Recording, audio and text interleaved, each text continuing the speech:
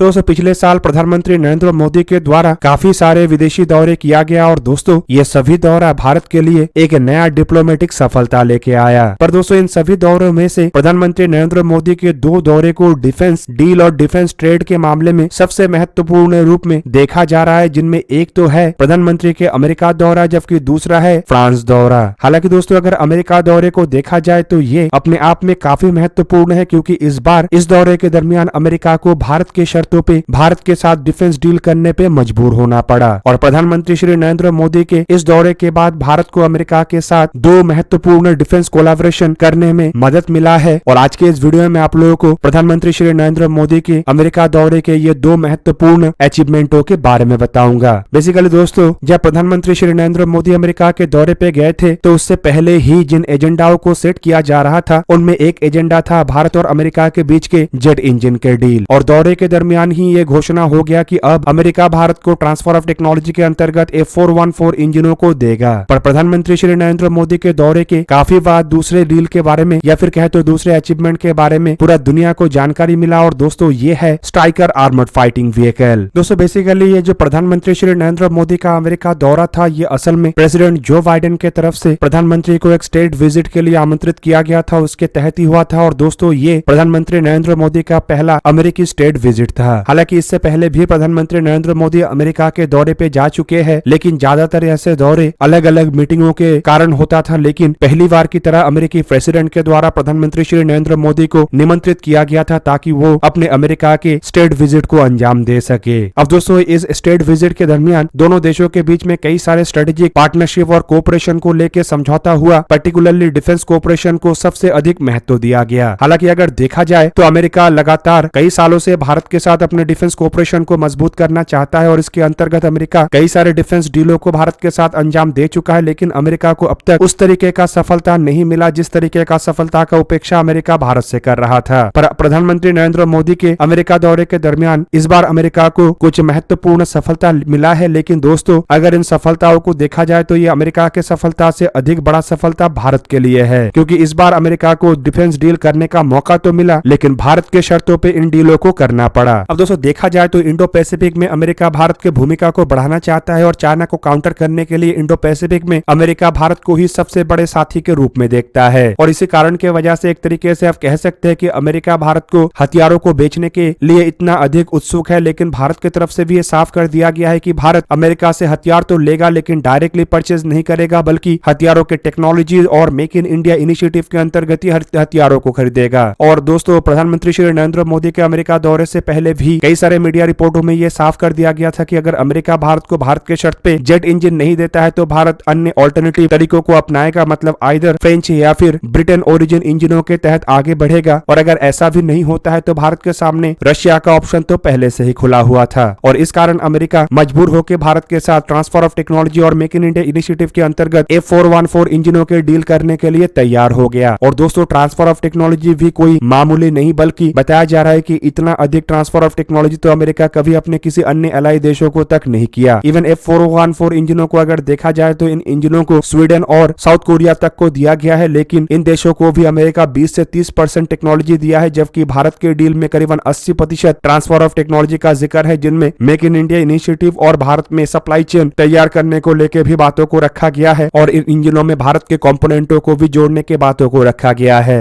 और दोस्तों इससे ही आप लोगों को अंदाजा लग गया होगा कि ये भारत के लिए कितना बड़ा कूटनीतिक और रणनीतिक सफलता था। वहीं पे दोस्तों अगर देखा जाए तो ये जो F414 इंजन है ये कोई ऑर्डिनरी इंजन नहीं है, बल्कि काफी महत्वपूर्ण और काफी सफल इंजन है, जिसे कि अमेरिका अपने FA-18 सुपर हॉर्नेट एयरक्राफ्टों में इस्तेमाल करने के अलावा इसका इस्तेमाल ग्राइपिन जैसे एयरक्राफ्टों में भी हो रहा है। और साउथ कोरिया के जो KF-21 बॉर्मेट जैसे नेक्स्ट जनरेशन का एयरक्राफ्ट है उसमें भी इसका इस्तेमाल हो रहा है। और इन इंजनों को भारत में हिंदुस्तान एरोनॉटिक्स लिमिटेड बनाएगा ताकि इसका इस्तेमाल भारत अपने तेजस मार्क 2 एयरक्राफ्टों में कर सके, जबकि कुछ रिपोर्टों के मुताबिक AMCA Mark 1 एयरक्राफ्ट और AMCA एयरक्राफ्टों के प्रोटोटाइपों के लिए भी इन इंजनों को ही चुना गया है और twin engine deck based fighter एयरक्राफ्टों के प्रोजेक्ट के लिए भी इन इंजनों को चुना गया है। मतलब इन इंजनों को अगर भारत में बनाया जाता है तो कम से कम 400 इंजन बनाने का तो इरादा भारत का है। वहीं पे दोस्तों खाली ट्रांसफर ऑफ टेक्नोलॉजी में अमेरिका भारत को जेट इंजन देने के लिए ही तैयार नहीं हुआ है, बल्कि जो स्ट्राइकर व्हीकलों का ऑफर भारत के सामने अमेरिका के द्वारा लगातार रखा जा रहा है उसमें भी ट्रांसफर ऑफ टेक्नोलॉजी और मेक इन इंडिया इनिशिएटिव के बातों को रखा गया है। बेसिकली कुछ समय पहले भारत के द्वारा आर्मी आर्मी की जरूरतों को देखते हुए कुछ आर्मर्ड फाइटिंग व्हीकल या फिर कहे तो इन्फेंट्री फाइटिंग व्हीकलों को खरीदने को लेकर इरादा